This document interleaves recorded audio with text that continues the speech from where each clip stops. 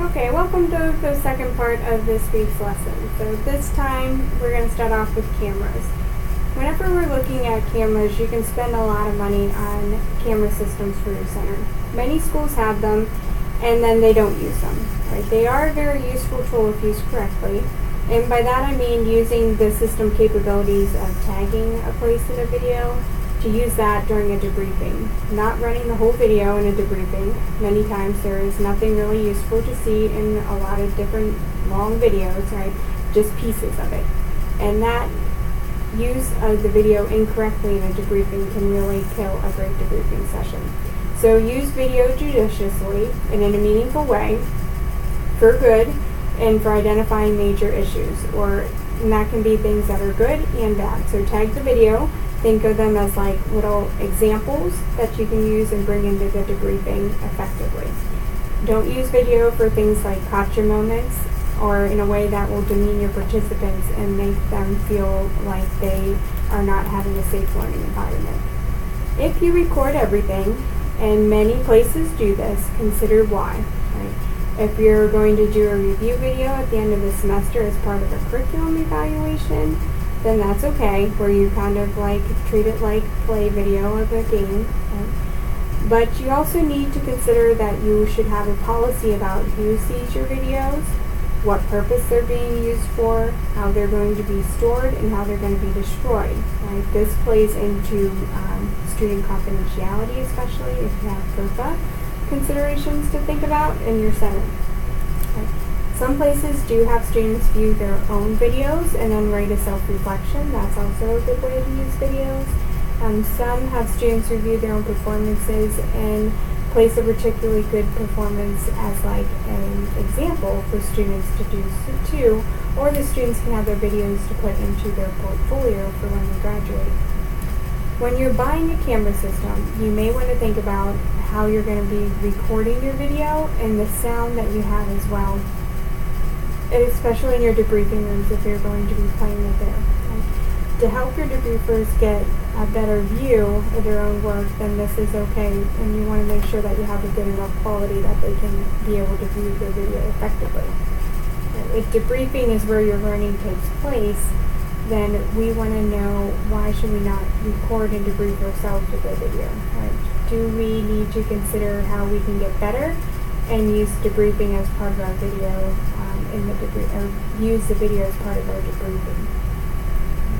Consider how you would work if you're going to be doing your video as part of your distance education, or if you're going to be streaming your video to another location for people to be watching the scenario as well. Right?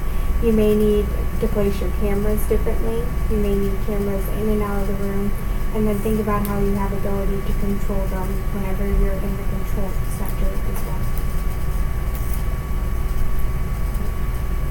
You may not have a budget for audiovisual. Some places this is kind of like a next line consideration after you get your simulation equipment, like simulators purchased. You can still do it on a shoestring budget. For instance, your smartphone, like your iPhone or your Android, can often produce a reasonable quality video for you to use. Often the biggest problem you will have is getting the camera where you want it in the room, though, so you're capturing what you need. There are some websites that offer amazing tripods or holders for your phones to position them so that you can capture what you want. For instance, the Ecamm website is associated with PhoneView, which helps you manipulate and save videos too. And if you should need to go this route, you can also have a student help you, a student worker, and help you save your videos as well and edit them. Sometimes they're pretty savvy at it. Consider the positioning of your camera, and this is where the specialty mounts, like up here, can do you some good. Right? Position the camera for what you really want to see. It is in an easy place where the camera can capture a lot of the view, or is the camera placed incorrectly? Right? When you're using things like a phone or a GoPro or some other video recording equipment, then ones that are like wall mounted and controlled from your control room, then we lose the capability of being able to adjust the cameras a lot of times remotely. So where it is where it's going to be whenever you get it in the room. So consider, a lot of us start off by thinking, oh, we should get these ceiling mount cameras or put our cameras up high for more of a bird's eye view. But then we can't see the actual eye level of what's going on in the room. We can't capture the facial expressions. We can't see what their hands are doing. Sometimes we can't see what they're looking at, right? So think about putting your camera at the level of where the learners are, or where a standardized patient might be, or just a little higher, so that you're like looking over a shoulder, for instance. Right. Remember that 70% of all of our medical errors are actually related to communication. So putting your recording devices in a place where you're going to capture sound and what students are looking at eye level shots is important. Right. Seeing and hearing what is going on in a scenario can be crucial whenever you're debriefing effectively and helping students understand what is going on with the learning in a case.